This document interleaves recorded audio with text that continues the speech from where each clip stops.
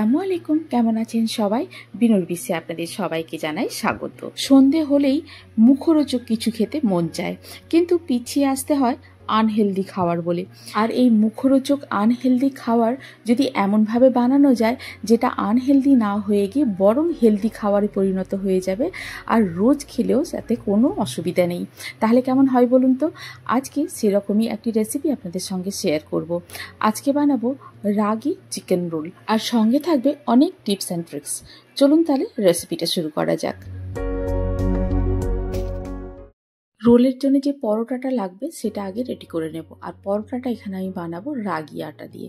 গ্যাসটা অন করে নিয়েছি, নিয়ে একটা পোল চাপিয়ে দিয়েছি, তাতে নিয়ে নিয়েছি জল আর রাগি আটার অনুপাত হচ্ছে, যদি রাগি আটা 1 কাপ হয় জল তাহলে লাগবে 1 কাপ। এখানে আমি দিয়েছি রাগি আটা 1.5 কাপ, তাই জলও নিয়েছি আমি 1.5 কাপের মতো। নিয়ে তাতে দিয়ে দিয়েছি লবণ প্রয়োজন মতো আর হাফ চা চামচের মতো ঘি দিয়ে জলটা খুব ভালো করে ফুটে গেলে এবারে অল্প অল্প করে আটা দিয়ে এইভাবে একটা ডো তৈরি করে নিতে হবে, ঠিক যেমন চালের আটা তৈরি করা হয়।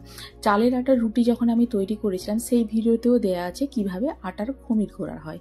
এইভাবে খমির করে নিয়েই কিন্তু রাগি আটা ইউজ করতে পারবেন, তা না হলে কিন্তু রাগি আটাতে গ্লুটেন থাকে না, গ্লুটেন ফ্রি বলে এতে চিটের ভাবটাও কম আর খুব কম জলেতে তৈরি হয়ে যায়। এমনি যদি ঠান্ডা জলে আটা মাখা হয় সেক্ষেত্রে কিন্তু রুটি করাটা খুব মুশকিলের ব্যাপার হয়ে যাবে। এই গরম থাকতে থাকতে আটাটাকে খুব ভালো করে মেখে নেব। আটাটা প্রথমে শুকনো একেবারে ঝরঝরে মনে হলেও এটা কিন্তু আস্তে আস্তে মাখতে মাখতে একেবারেই ঠিক হয়ে যাবে। আমার একটু জলের প্রয়োজন হয়নি। আর যদি আপনাদের কারোর জল লাগবে বলে মনে হয় সেক্ষেত্রে যেটাতে আটা আমি খমির করেছিলাম সেটাতে অল্প একটু জল দিয়ে রেখেছি, যাতে জলটা গরম হয়ে থাকে, যখন দরকার হবে অল্প অল্প একটু জল দেওয়া যেতেই। আটাটাকে কিছুক্ষণের জন্য রেস্ট করতে দেব, ঢাকনা দিয়ে রেখে দেব, ততক্ষণ চিকেনটাকে রেডি করে নেব। চিকেনটাকে আমি কেটে নিয়েছি কিউব আকারে। এবারে দিয়ে দিচ্ছি এখানে টক দইটা অবশ্যই কিন্তু ঘন হতে হবে, সেক্ষেত্রে দরকার হলে টক দইটা জল ঝরিয়ে নিতে পারেন।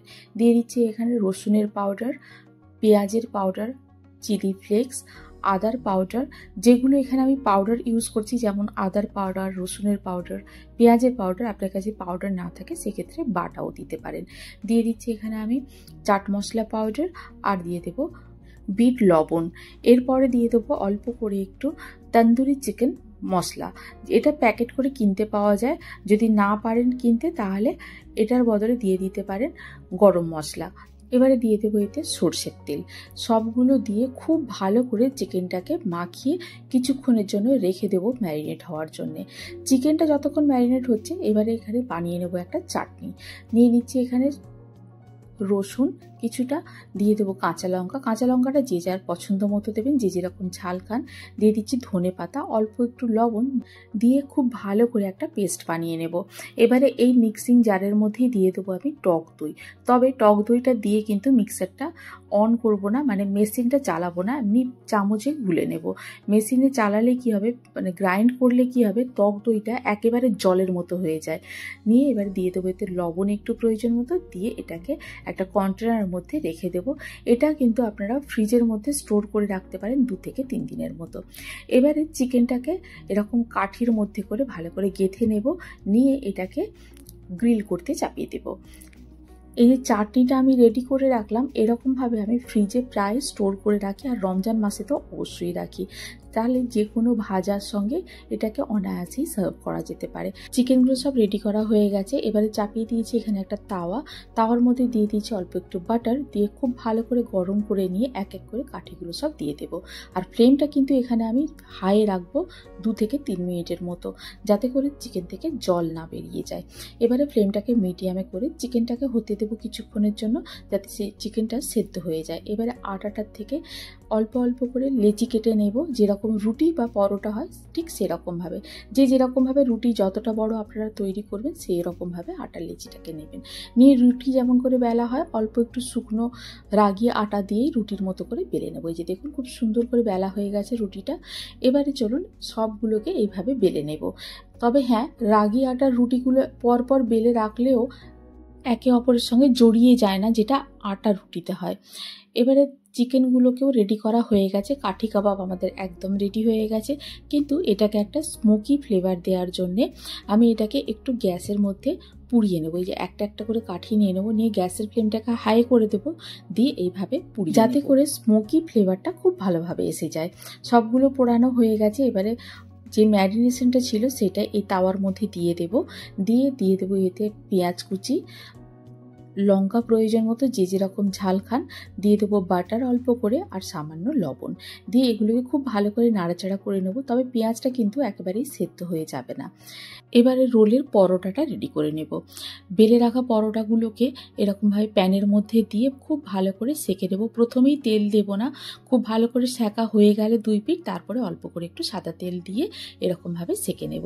এই যে দেখুন কতটা সুন্দর ফুলছে। এটা কিন্তু একেবারে ফোলা ফোলা রুটি বা পরোটা তৈরি হয়ে যাবে। সব পরোটাগুলো আমার সেঁকা হয়ে গেছে।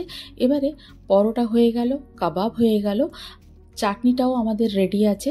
এবারে চলুন রোলটাকে বানানো যাক। যদি আপনারা চান এরকমভাবে পরোটা আর কাবাবও সার্ভ করতে পারেন চাটনির, সেটাও খেতে অসাধারণ লাগে, হেলদি এবং সুস্বাদু খাবার। এবারে চলুন রোলটাকে রেডি করা যাক। নিয়ে নিয়েছি এখানে একটা বাটার পেপার, আর দিয়ে দিচ্ছি এখানে পরোটার ওপরে নিয়ে নিচ্ছি চাটনি যেটা তৈরি করে রেখেছিলাম সেটা। খুব ভালো করে চাটনিটাকে স্প্রেড করে দেব। দিয়ে দিচ্ছি এখানে চিকেনটাকে মাঝখান থেকে কেটে নিয়েছি যাতে খেতে সুবিধা হয়। দিয়ে দিলাম লঙ্কা, একটা লঙ্কাকে মাঝখান থেকে চিড়ে নিয়ে গোটা লঙ্কাই দিয়ে দিলাম এখানে, যাতে প্রত্যেকটা বাইটে লঙ্কা যায়। দিয়ে দিয়েছি কাঁচা পেঁয়াজ একটু, আর যে পেঁয়াজটাকে ভেজে রেখেছিলাম সেটাও একটু দিয়ে দেবো।